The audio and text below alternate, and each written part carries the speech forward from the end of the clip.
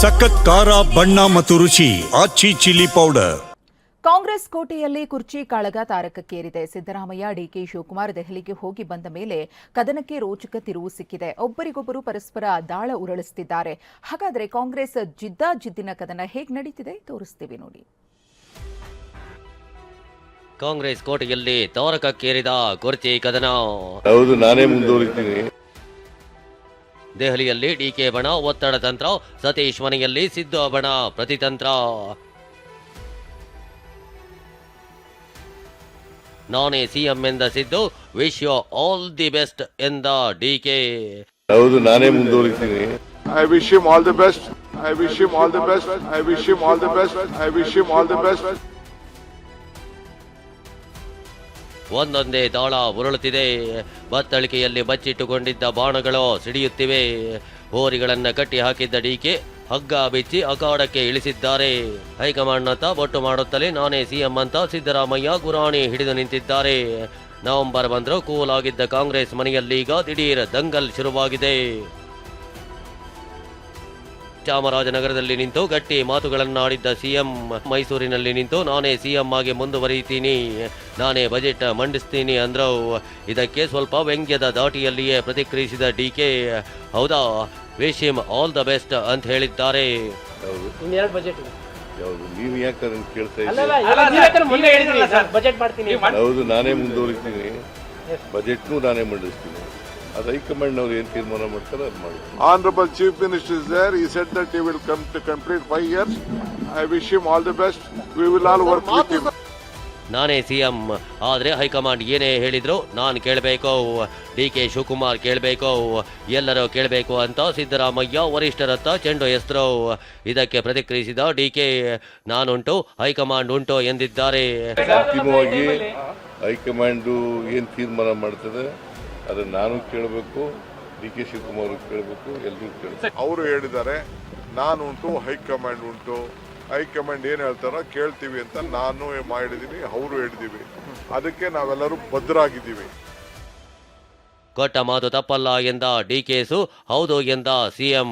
ಗೊತ್ತಾಯ್ತಲ್ಲ, ಅವರು ಹಿರಿಯ ನಾಯಕರಿದ್ದಾರೆ, ಅವ್ರಿಗೆ ಜವಾಬ್ದಾರಿ ಇದೆ. ಅವ್ರು ಯಾವತ್ತೂ ಕೂಡ ಕೊಟ್ಟ ಮಾತನ್ನ ತಪ್ಪು ಅಂತವ್ರಲ್ಲ. ಯಾರಿಗೆ ಏನಾರ ಮಾತು ಕೊಟ್ಟಿದ್ರು ತಪ್ಪೋದಿಲ್ಲ. ಹೌದು, ಈಗಲೂ ಮಾತು ತಪ್ಪಲ್ಲ. ನಾವು ಎಲ್ಲ ಗ್ಯಾರಂಟಿ ಯೋಜನೆಗಳನ್ನೆಲ್ಲ ಜಾರಿ ಮಾಡಿದ್ದೀವಿ. ಇನ್ನು ಉಭಯ ಬಣಗಳ ಆಪ್ತ ನಾಯಕರು ಕೂಡ ಆಕ್ಟಿವ್ ಆಗಿದ್ದಾರೆ. ಡಿಕೆ ಬಣ ಡಿಕೆ ಪರ ಬ್ಯಾಟ ಬೀಸ್ತಿದ್ರೆ ಸಿಎಂ ಬಣವು ತಮ್ಮದೇ ದಾಳ ಉರುಳಿಸ್ತಾ ಇದೆ. ಸಾಕಷ್ಟು ಪಕ್ಷದ ಬಗ್ಗೆ, ಪಕ್ಷದ ಅಭಿವೃದ್ಧಿ ಬಗ್ಗೆ, ಪಕ್ಷದ ಸಂಘಟನೆ ಬಗ್ಗೆ ಸಾಕಷ್ಟು ಕೆಲಸ ಮಾಡವ್ರೆ. ಈ ಸರ್ಕಾರ ಬರ್ಬೇಕಾದ್ರೆ ಅವರು ಅಧ್ಯಕ್ಷರಾಗಿ ಗ್ಯಾರಂಟಿಗಳಿಗೆ ಅವ್ರದ್ದು ಒಂದು ರುಜು ಇದೆ.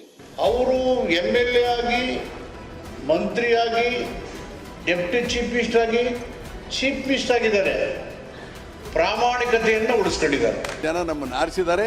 ಸಿದ್ದರಾಮಯ್ಯ ನಾಯಕತ್ವದಲ್ಲಿ ನಾವು ಒಳ್ಳೆ ಇನ್ನೂ 2.5 ವರ್ಷಗಳ ಕಾಲ ಒಳ್ಳೆ ಕಾರ್ಯಕ್ರಮಗಳನ್ನು ಜನಪರವಾಗಿ ಕೊಡ್ತೇವೆ. ಇದು ಸೀನಿಯರ್ ಲೀಡರ್, ಪಕ್ಷದ ಬಗ್ಗೆ ಅವ್ರಿಗೆ ಅಭಿಮಾನ ಇದೆ. ಇದೇ ಯಾರು ಸಿದ್ದರಾಮಯ್ಯನವರು ಮಾಡೋಂಗಿಲ್ಲ, ಡಿ.ಕೆ. ಶಿವಕುಮಾರ್ ಮಾಡೋಂಗಿಲ್ಲ.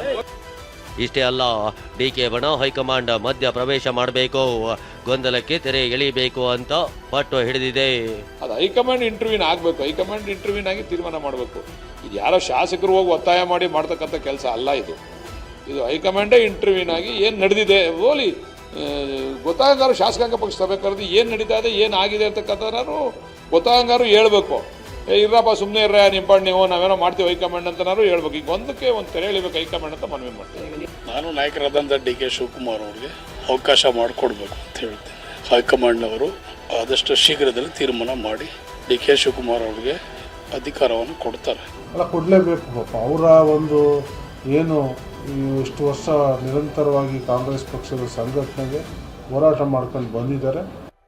ಡಿಕೆ ಬಣಕ್ಕೆ ಕೌಂಟರ್ ಕೊಟ್ಟಿರೋ ಸಿಎಂ ಟೀಮ್, ಯಾವುದೇ ಗೊಂದಲ ಇಲ್ಲ, ಸಿದ್ದರಾಮಯ್ಯನವರೇ 5 ವರ್ಷ ಸಿಎಂ ಅಂತಿದೆ.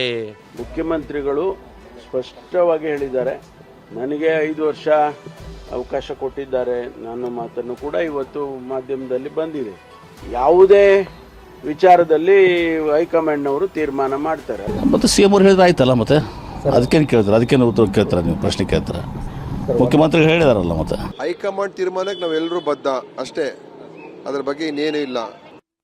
ರಾಜ್ಯ ಕಾಂಗ್ರೆಸ್ನಲ್ಲಿ ಪಟ್ಟದ ಆಟ ಜೋರಾಗಿಯೇ ನಡೆಯುತ್ತಿದೆ. ಶಾಸಕರು ಸಚಿವರು ಬಹಿರಂಗವಾಗಿ ತಮ್ಮ ತಮ್ಮ ನಾಯಕರ ಪರ ಬ್ಯಾಟ್ ಬೀಸೋದಕ್ಕೆ ಶುರು ಮಾಡಿದ್ದಾರೆ. ಈ ಕುರ್ಚಿ ಕದನ ಕ್ಲೈಮ್ಯಾಕ್ಸ್ ಮುಟ್ಟುತ್ತಾ ಅನ್ನೋದು ಕುತೂಹಲ ಮೂಡಿಸಿದೆ. ಪ್ರಮೋದ್ ಜೊತೆ ಪ್ರಸನ್ನ ಗಾಂವ್ಕರ್, TV9 ಬೆಂಗಳೂರು.